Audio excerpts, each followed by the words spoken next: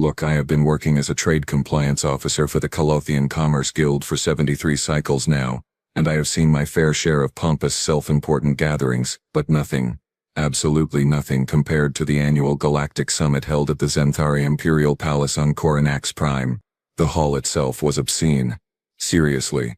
Columns made entirely of compressed starlight, floors so polished you could see your reflection judging you for even standing there, and chandeliers that cost more than some planet's entire gross domestic product. The whole place screamed, "We have money and you do not so kindly remember your place." I stood near the refreshment table, which was less a table and more a floating platform of exotic delicacies that I could not pronounce let alone afford. Around me, the galaxy's finest preened and posture. To my left, Ambassador Quilnox of the Vryn Collective was boasting about his species' recent expansion into the outer bands. His scales shimmered with that insufferable iridescence that Vryn got when they were particularly pleased with themselves. To my right, a cluster of Morgathi delegates clacked their mandibles in what I assumed was laughter, though it sounded more like someone breaking expensive dishware. Everyone who was anyone had shown up. The Draxian Consortium sent their High Chancellor. The Pliocene Union sent 3 representatives. Because apparently one ego was not enough, even the reclusive Sithrak Collective sent an observer who spent most of their time hovering in a corner literally because they had no legs. And then there was Princess Valora. Oh boy, where do I even start with her? Princess Valora of the Zenthari Empire swept through the hall like she owned it. Well, technically her father did, but she carried herself like she had personally conquered every star system in attendance. Her skin had that characteristic Zenthari purple-silver shimmer, and her ceremonial robes probably violated several conservation laws with the amount of rare materials woven into them. She moved with an entourage of 6 attendants, who looked absolutely miserable, which honestly fair enough.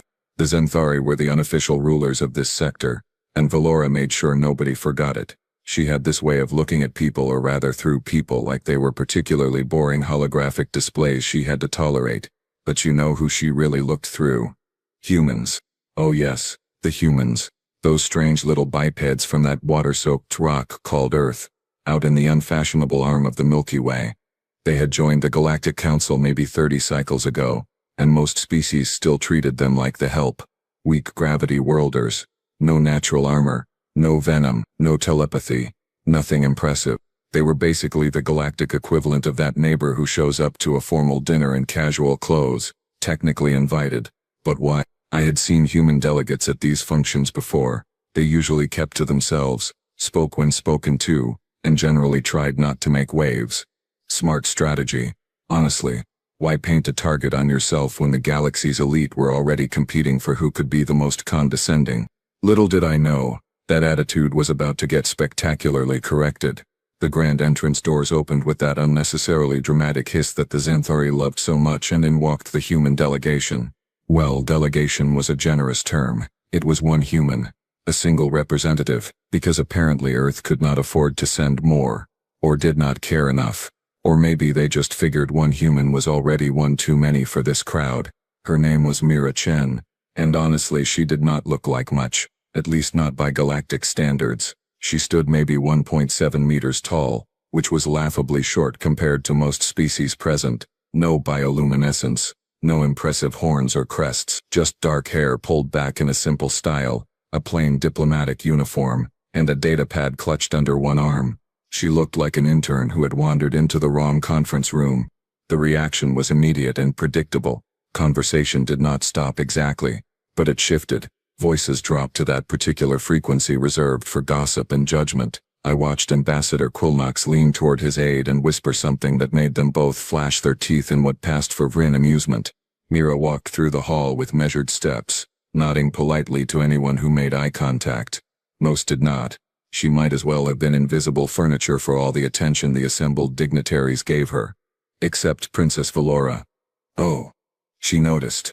I watched as Valora tracked the human's progress across the hall with the expression of someone who had just discovered something unpleasant stuck to her shoe. She turned to her closest attendant and said loudly enough for half the hall to hear, "They actually sent someone. How quaint. I suppose even the charity cases deserve representation." Her entourage laughed.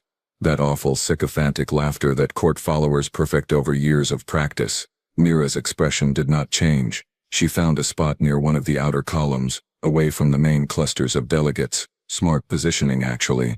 Close enough to be present, far enough to avoid trouble. She pulled up her datapad and began reviewing something, apparently content to wait for the formal proceedings to begin. But Valora was not done. The princess drifted closer to where Mira stood, her entourage following like remora fish. She did not address the human directly. That would be beneath her. Instead, she spoke to her attendants while standing close enough for Mira to hear every word. I heard humans require 16 hours of unconsciousness every cycle just to function. 16 hours. Can you imagine being so inefficient? And they eat by grinding up organic matter with calcium deposits in their mouths. Absolutely primitive. One of her attendants tittered nervously. Another made a show of examining their claws. Mira kept her eyes on her datapad. Her jaw tightened slightly. Just slightly. But she said nothing. And their planet, Valora continued, warming to her subject, is mostly water. 70%. What kind of species covers their homeworld in undrinkable liquid and then complains about resource scarcity? I felt uncomfortable watching this, which was surprising, because I generally did not care about diplomatic squabbles, but there was something about the casual cruelty, the public humiliation, that felt wrong even by Summit standards. Mira finally looked up from her datapad. She met Valora's eyes for exactly 2 seconds, then returned to her work without saying a word. Somehow, that silence felt more powerful than any response could have been. Valora's face flushed a deeper purple. She was not used to being ignored. She opened her mouth to say something else, something probably even more cutting, when the ceremonial gong sounded. The formal summit was about to begin. Everyone started moving toward the assembly chamber, and that is when it happened. The corridor leading to the assembly chamber was wide enough to fit a small transport vehicle, but somehow, with hundreds of delegates funneling through, it became a bottleneck of egos and expensive robes. I was maybe 10 meters behind when it happened, close enough to see everything, too far away to do anything about it. Not that I would have. I value my job, thank you very much. Mira was walking along the right side of the corridor, keeping to herself, still reviewing something on her datapad. Princess Valora was holding court in the center, her entourage spread around her like a living barricade, forcing other delegates to navigate around them. The princess changed direction suddenly. No warning, no acknowledgement that other beings existed in her vicinity. She just turned, and her trajectory put her directly in line with Mira. They collided. Not hard, just a brush of shoulders. Mira stumbled slightly, her datapad slipping from her grip and clattering to the polished floor. "Oh," Mira said immediately, bending down to retrieve it. "Excuse me, I did not see." She did not get to finish.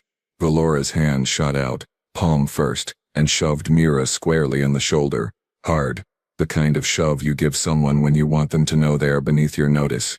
Mira staggered backward, catching herself against the wall. Her datapad skidded across the floor, stopping at the feet of a shocked Morgathi delegate.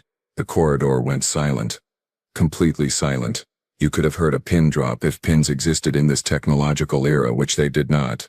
But you get the idea. "Watch where you are going, human," Valora said, her voice dripping with contempt. "Or do your kind lack the basic spatial awareness to navigate a simple hallway?" Mira straightened slowly, very slowly. She brushed off her uniform with deliberate care, then walked over to retrieve her datapad from the Morgathi delegate, who handed it to her with visible discomfort. "My apologies, Princess," Mira said, her voice level and professional. "It was an accident." "An accident," Valora repeated, as if the word tasted foul. "An accident is when two equals momentarily occupy the same space. This was you failing to show proper deference to your superior." "Oh no. Oh, this was getting bad." I saw several delegates exchanging nervous glances. Ambassador Quilnox had stopped entirely, his scales losing some of their shimmer. Even the Sithrak observer had rotated to watch. "I have already apologized," Mira said carefully. "If there is a specific protocol I have failed to observe, I would be happy to—" "You," Valora interrupted, stepping closer, "should not even be here. Humans contribute nothing to the Galactic Council except bureaucratic delays and tedious moral arguments. You are a drain on resources, a waste of translation bandwidth, and an embarrassment to civilized species everywhere." The crowd was growing. More delegates had stopped to watch. Some looked entertained. A few looked genuinely uncomfortable. Most just looked curious to see how this would play out. Mira took a slow breath. I could see her choosing her words carefully, weighing every syllable. "With respect, Princess, I am here as an accredited representative of Earth and its colonies. I have every right to attend this summit, and I have done nothing to warrant this level of hostility. Right, Valora laughed, and it was not a pleasant sound. You speak of rights as if you have earned them. Your species has been part of the council for barely 30 cycles. My family has ruled the Zenthari Empire for 6,000. You do not have rights here. You have privileges that can be revoked. She stepped even closer, close enough that Mira had to tilt her head back to maintain eye contact. Now, you are going to apologize properly, on your knees, and then you are going to petition my father for permission to remain at this summit, because I am going to recommend he expel your entire delegation for this insult. The silence was suffocating now. I saw several delegates actively backing away, not wanting to be associated with what was happening. Others leaned in, fascinated by the spectacle. Mira did not move, did not kneel, did not apologize again. She just stood there, meeting Valora's eyes with a calm that I found absolutely terrifying. No, she said simply. Valora's face went from purple-silver to deep violet. What did you just say to me? I said no, princess. I will not kneel. I have already apologized for an accident that was not entirely my fault. I will not debase myself or my species for your entertainment. The entire corridor held its breath. And then, from behind us came a voice that made everyone freeze. What exactly is happening here? We all turned. Emperor Theron had arrived. I have seen Emperor Theron exactly 4 times in my career. Twice at formal ceremonies where he was so far away he might as well have been a hologram. Once in a receiving line where I bowed so low I nearly touched the floor with my forehead, and now here in a corridor that suddenly felt about 6 sizes too small. He did not need to announce himself, did not need trumpets or fanfare, or any of that ceremonial nonsense. His presence was announcement enough. The Emperor of the Zenthari stood about 2.3 meters tall, with broader shoulders than his daughter and a face that looked like it had been carved from ancient stone. His robes were simpler than Valora's, which somehow made them more impressive. He wore his authority the way other people wore skin, naturally, effortlessly. The crowd parted instantly. Delegates pressed themselves against the walls. I found myself bowing so fast I nearly gave myself whiplash. Theron walked forward with measured steps, his eyes scanning the scene. They landed on Mira still standing by the wall, then on Valora, whose expression had transformed from righteous anger to something approaching panic, then on the scattered witnesses, all of us desperately trying to become invisible. I will ask once more, Theron said quietly. Somehow, that quiet voice carried further than any shout could have. What is happening here? Nobody spoke. Nobody wanted to be the first to explain. Nobody wanted to be involved at all, except Mira. Your Imperial Majesty, she said, executing a respectful bow. Not too deep. Not too shallow, exactly appropriate for her rank addressing his. There was a minor collision in the corridor. Princess Valora and I had a disagreement about responsibility. It is nothing that should concern you. Theron's eyes narrowed slightly. He looked at his daughter. Valora. She ran into me, father, Valora said quickly. Too quickly. Her voice had lost all its earlier confidence. She was not paying attention. And when I corrected her behavior she became insolent and refused to apologize properly. I see. Theron turned to face the crowd. His gaze swept across us like a searchlight.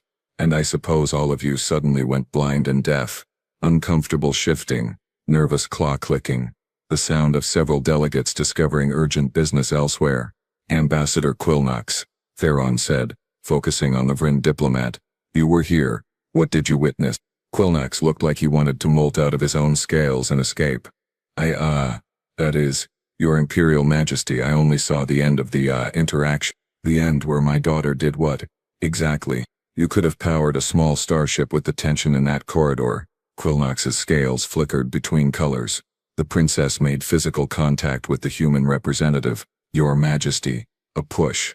After a collision that appeared, from my limited vantage point, to be, possibly, perhaps, mutual in causation. Theron's expression did not change. Physical contact. A push.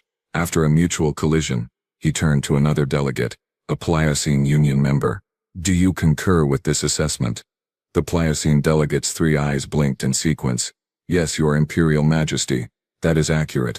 And was my daughter injured in this collision? No, Your Majesty. Was the human injured? No, Your Majesty. So my daughter initiated physical violence against an accredited diplomatic representative over a minor accident in a crowded corridor. It was not a question. It was a statement. A damning, inescapable statement.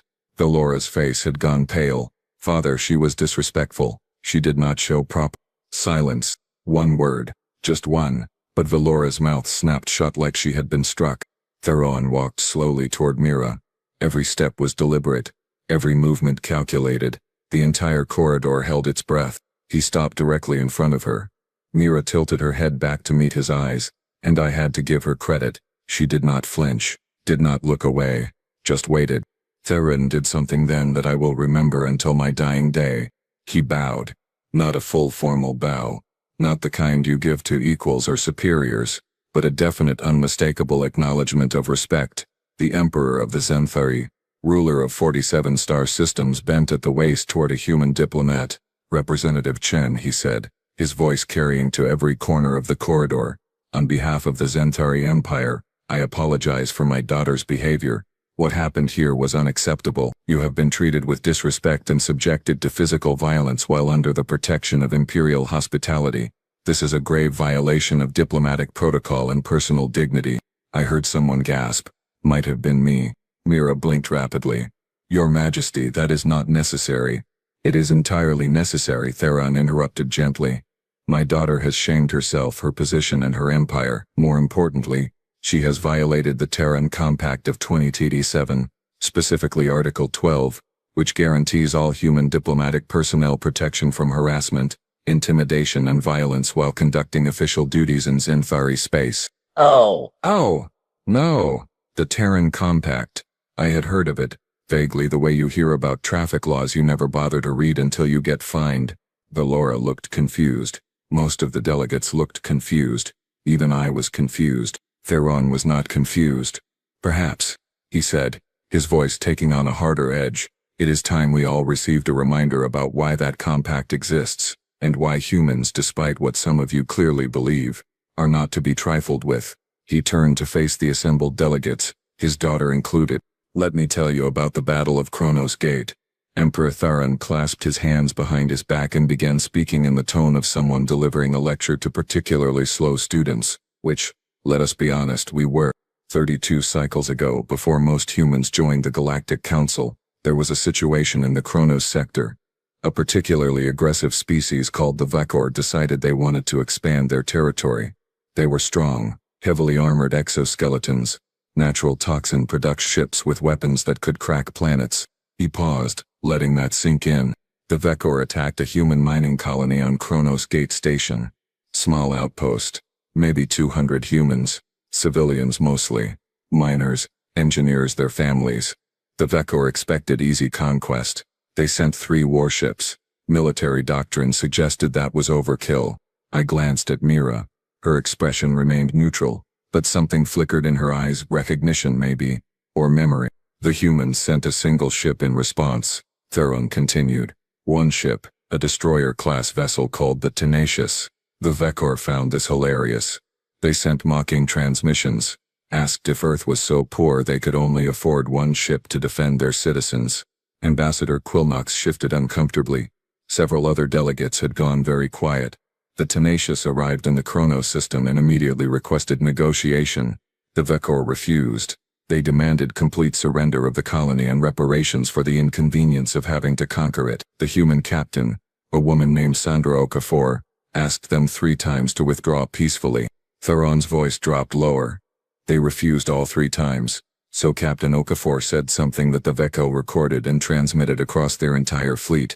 She said, and I quote, "You were warned. Remember that you were warned." The Emperor began walking slowly along the corridor as he spoke, and we all turned to follow his movement like flowers tracking the sun. What the Vekor did not know, what nobody knew except human military command, was that humans had spent the previous 15 cycles preparing for exactly this scenario. They knew they looked weak. They knew the galaxy saw them as soft, primitive, harmless, and they decided to weaponize that assumption. Oh, this was getting interesting and terrifying. Mostly terrifying.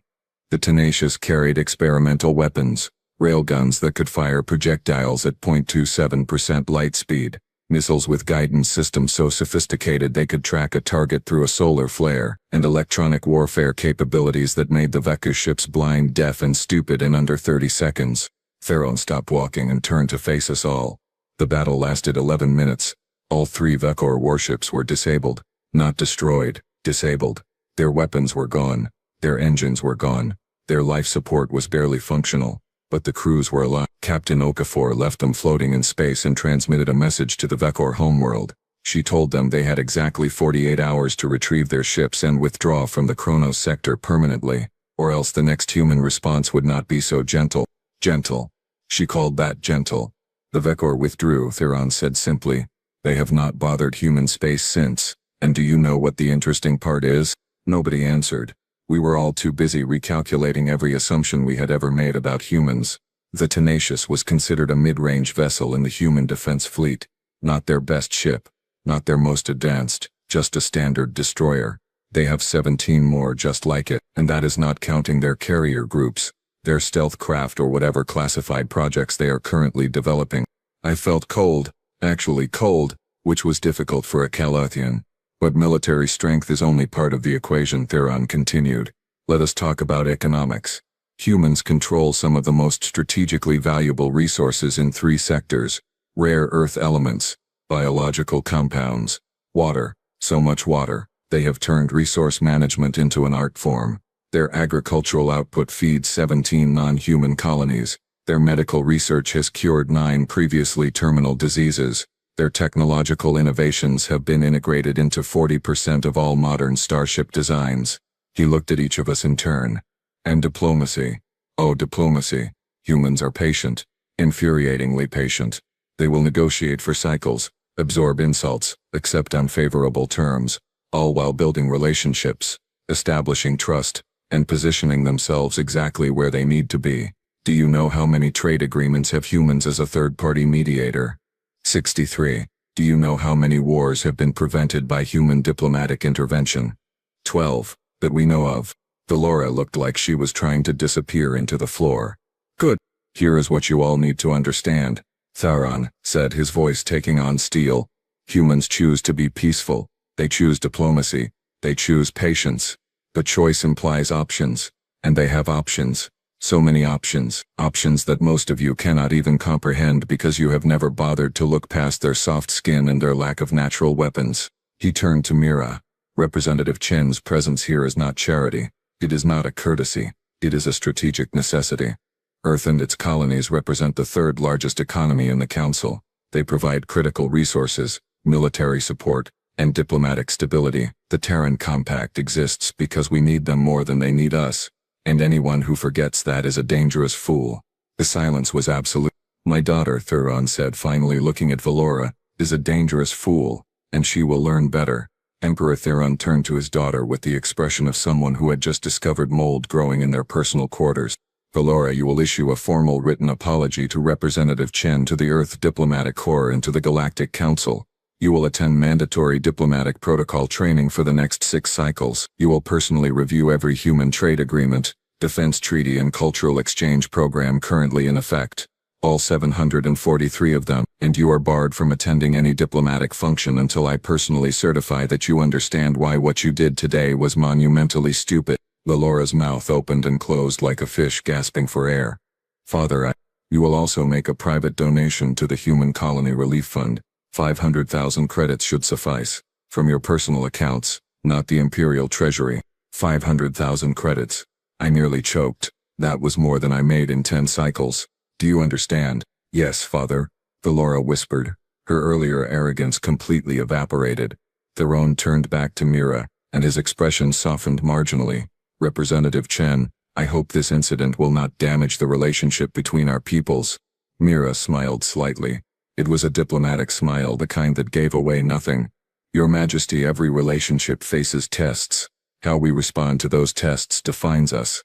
Your response today has been more than satisfactory. Satisfactory.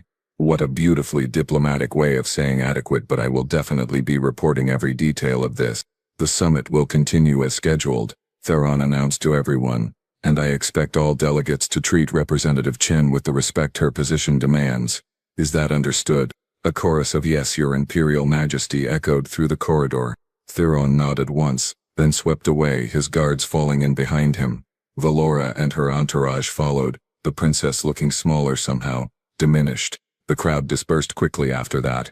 Nobody wanted to linger. Nobody wanted to discuss what had just happened where anyone official might hear. I found myself walking next to Ambassador Quillnox toward the assembly chamber. Neither of us spoke for a long moment. Finally, Quillnox broke the silence. I have been a diplomat for 40 cycles, Rennick. I know. I have negotiated treaties with 17 species. I have studied galactic politics extensively. I have multiple degrees in xenorelations. Okay. And I had absolutely no idea humans were that dangerous. I laughed. A short, sharp bark of sound. Neither did I. Neither did anyone, apparently. Did you see the princess's face when Theron mentioned the Battle of Kronos Gate? Quillnox's scales shimmered with nervous energy. I need to completely revise my briefing documents on human capabilities. Everything. All of it. It is all wrong. Join the club, I muttered. I handle trade compliance. Do you know how many times I have approved unfavorable terms for human merchants because I assumed they were too weak to push back? They were not weak. They were positioning. They were playing a long game while we were playing checkers. We entered the assembly chamber and found our assigned seats. The room was buzzing with whispered conversations. Everyone was talking about what had just happened. Delegates were urgently messaging their homeworlds. Tablets were lighting up with revised diplomatic assessments. Across the chamber I spotted Mira taking her seat in the human section. Alone, still, but somehow the space around her looked different now. Less like isolation and more like power. A Draxian delegate I vaguely recognized leaned over to her and said something, probably an apology. Judging by the body language, Mira nodded graciously. Then a Pliocene representative approached. Then a Morgathi. Then others. A steady stream of delegates suddenly finding reasons to speak with the human representative, to introduce themselves, to establish connections. Mira handled each interaction with perfect diplomatic courtesy. Friendly but not familiar. Professional but not cold. I watched a Sithrak observer, the same one who had been hovering silently in corners all day, float over to Mira's section. They exchanged what looked like a substantial conversation. The Sithrak even performed their species' gesture of respect, which I had never seen them do for anyone. Quillnox noticed too. She is going to be the most popular delegate at this summit, is she not? She already is, I said. We just did not realize it until today. Do you think she planned this? I thought about that. About Mira's calm demeanor in the face of Valora's abuse. About her measured responses. About that simple, powerful no, when ordered to kneel. I think, I said slowly, that she knew exactly what would happen if things escalated. I think she knew the Emperor would intervene. I think she knew the rules and treaties better than any of us. And I think she let Valora dig her own grave while doing absolutely nothing except standing her ground. Quillnox's scales went pale. That is terrifying. That is strategy. The formal proceedings began, but I barely paid attention. I kept watching Mira, who sat calmly taking notes, occasionally nodding along to speeches, looking for all the world like this was just another day. But it was not just another day. Everything had changed. The entire power dynamic of the summit had shifted, and the humans, those supposedly weak, harmless humans, had just reminded everyone exactly why underestimating them was a catastrophically bad idea. Just before the first recess, Mira stood and walked toward the exit. As she passed Valora's now empty seat, she paused for just a moment. She did not say anything. Did not need to. The pause said everything. Then she continued walking, head high, datapad under her arm, completely unbothered. I realized I was smiling. Emperor Theron clasped his hands behind his back and began speaking in the tone of someone delivering a lecture to particularly slow students, which, let us be honest, we were. 32 cycles ago, before most humans joined the Galactic Council, there was a situation in the Kronos sector. A particularly aggressive species called the Vekor decided they wanted to expand their territory. They were strong, heavily armored exoskeletons, natural toxin production, ships with weapons that could crack planets. He paused, letting that sink in. The Vekor attacked a human mining colony on Kronos Gate Station. Small outpost, maybe 200 humans. Civilians mostly. Miners, engineers, their families. The Vekor expected easy conquest. They sent 3 warships. Military doctrine suggested that was overkill. I glanced at Mira. Her expression remained neutral, but something flickered in her eyes, recognition maybe, or memory. The humans sent a single ship in response. Theron continued. 1 ship, a destroyer-class vessel called the Tenacious. The Vekor found this hilarious. They sent mocking transmissions, asked if Earth was so poor they could only afford one ship to defend their citizens. Ambassador Quilnox shifted uncomfortably. Several other delegates had gone very quiet. The Tenacious arrived in the Chronos system and immediately requested negotiation. The Vekor refused. They demanded complete surrender of the colony and reparations for the inconvenience of having to conquer it. The human captain, a woman named Sandra Okafor, asked them 3 times to withdraw peacefully. Theron's voice dropped lower.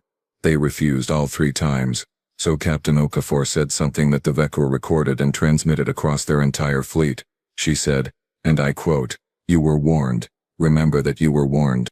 The Emperor began walking slowly along the corridor as he spoke, and we all turned to follow his movement like flowers tracking the sun. What the Vekor did not know, what nobody knew except human military command, was that humans had spent the previous 15 cycles preparing for exactly this scenario. They knew they looked weak. They knew the galaxy saw them as soft, primitive, harmless, and they decided to weaponize that assumption. All this was getting interesting, and terrifying. Mostly terrifying. The Tenacious carried experimental weapons, railguns that could fire projectiles at 0.27% light speed, missiles with guidance systems so sophisticated they could track a target through a solar flare, and electronic warfare capabilities that made the Vekor ships blind, deaf and stupid in under 30 seconds. Theron stopped walking and turned to face us all. The battle lasted 11 minutes. All 3 Vekor warships were disabled. Not destroyed. Disabled. Their weapons were gone. Their engines were gone. Their life support was barely functional. But the crews were alive. Captain Okafor left them floating in space and transmitted a message to the Vekor homeworld. She told them they had exactly 48 hours to retrieve their ships and withdraw from the Chronos sector permanently, or else the next human response would not be so gentle. Gentle. She called that gentle. The Vekor withdrew. Theron said simply, "They have not bothered human space since. And do you know what the interesting part is?" Nobody answered. We were all too busy recalculating every assumption we had ever made about humans. The Tenacious was considered a mid-range vessel in the human defense fleet. Not their best ship. Not their most advanced. Just a standard destroyer. They have 17 more just like it, and that is not counting their carrier groups, their stealth craft or whatever classified projects they are currently developing. I felt cold, actually cold, which was difficult for a Calothian. But military strength is only part of the equation, Theron continued. Let us talk about economics. Humans control some of the most strategically valuable resources in 3 sectors. Rare earth elements, biological compounds, water, so much water. They have turned resource management into an art form. Their agricultural output feeds 17 non-human colonies. Their medical research has cured 9 previously terminal diseases. Their technological innovations have been integrated into 40% of all modern starship designs. He looked at each of us in turn. And diplomacy. Oh, diplomacy. Humans are patient. Infuriatingly patient. They will negotiate for cycles, absorb insults, accept unfavorable terms, all while building relationships, establishing trust and positioning themselves exactly where they need to be. Do you know how many trade agreements have humans as a third-party mediator? 63. Do you know how many wars have been prevented by human diplomatic intervention? 12. That we know of. Valora looked like she was trying to disappear into the floor. Good. Here is what you all need to understand, Theron said, his voice taking on steel. Humans choose to be peaceful. They choose diplomacy. They choose patience. But choice implies options. And they have options. So many options. Options that most of you cannot even comprehend because you have never bothered to look past their soft skin and their lack of natural weapons. He turned to Mira. Representative Chen's presence here is not charity. It is not a courtesy. It is a strategic necessity. Earth and its colonies represent the 3rd largest economy in the Council. They provide critical resources, military support, and diplomatic stability. The Terran Compact exists because we need them more than they need us. And anyone who forgets that is a dangerous fool. The silence was absolute. My daughter, Theron said, finally looking at Valora, is a dangerous fool, and she will learn better. Emperor Theron turned to his daughter with an expression that could freeze supernovas. Valora, you are hereby removed from all diplomatic functions for the remainder of this summit. You will return to your quarters and compose a formal written apology to Representative Chen, which will be submitted to the Council records. You will also complete a comprehensive study of the Terran Compact. the history of human integration into the Council, and the economic implications of Earth's participation in galactic trade. I expect a 50,000-word analysis on my desk within 10 cycles. Valora's mouth opened and closed like a suffocating fish. Father, please, Furthermore, Theron continued, ignoring her completely, you are removed from the Succession Consideration Committee until such time as you demonstrate basic diplomatic competence. Your allowance is suspended. Your personal staff is reduced to 2 attendants, and you will personally deliver your written apology to Representative Chen in front of the full Council Assembly tomorrow morning. Oh, that was brutal. The Succession Consideration Committee was everything to Zenthori royalty. Being removed from it was essentially being declared unfit to rule, and doing it publicly in front of dozens of witnesses made it official and humiliating. Valora looked like she might cry. Or vomit. Possibly both. Go, Theron said quietly. Now. She went, practically ran actually, her reduced entourage scrambling to keep up. I almost felt sorry for her. Almost. But then I remembered the casual cruelty, the arrogance, the shove, and my sympathy evaporated like water in vacuum. Theron turned back to Mira and his expression softened. Slightly. Representative Chen. Again, I apologize. Is there anything the Zenthari Empire can do to make amends for this incident? Mira was quiet for a moment and I got the distinct impression she was thinking very carefully about her next words. Your Majesty, your apology is more than sufficient, and I appreciate your explanation to the assembled delegates. However, if I may make one small request. Of course, I would like this incident, including your remarks about the Terran Compact and human capabilities, to be entered into the official summit records. I think it would be valuable for future reference. Oh, that was clever. That was very clever. She was making sure this moment became permanent documentation, that every species on the Council would have access to the Emperor's speech about human strength, that nobody could claim it never happened or was exaggerated later. Theron smiled. Actually smiled. It was subtle, but it was definitely there. An excellent idea, Representative. I will see to it personally, and please, when you return to Earth, convey my regards to your Premier and Defense Minister. Let them know the Zenthari Empire values our partnership and looks forward to strengthening our ties. I will, Your Majesty. Thank you. Theron nodded once, then swept past us toward the assembly chamber. The rest of us stood there like idiots, trying to process what had just happened. The crowd began to disperse slowly. Delegates whispered urgently to each other. I heard at least 3 different species recalculating their positions on upcoming trade negotiations. I found myself standing next to Ambassador Quilnox, both of us still processing. Did that really just happen? I asked. Quilnox's scales were flickering pale blue, which meant he was disturbed. The Emperor publicly disciplined his own daughter to defend a human. Yes, that happened. I have been dismissing humans for cycles, I admitted. Thought they were just, there to fill a seat, make the Council look inclusive. We all did, Quilnox said quietly. And we were all wrong. Dangerously wrong. I watched Mira, across the corridor. She was calmly reviewing her datapad again, as if the last 20 minutes had been completely routine. Several delegates were approaching her now, suddenly interested in conversation, suddenly respectful. She greeted each one with professional courtesy, neither gloating nor retreating. She is good, I said. Did you see how she handled that? Never lost her composure, never got angry, just stood her ground and let the Emperor do the rest. That is the thing about humans, Quilnox replied. They do not need to prove they are dangerous. They just wait for you to make the mistake of testing them, and then they let the consequences teach the lesson.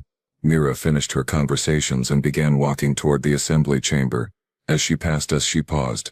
Gentlemen, she said, nodding politely. Representative Chen. We both replied, bowing much deeper than we had earlier. She smiled, just a little, just enough. Then she continued walking, her head high, her datapad tucked under her arm. Every bit the respected diplomat she had always been entitled to be treated as. The rest of us followed at a respectful distance, suddenly very aware that the galaxy had just shifted slightly on its axis.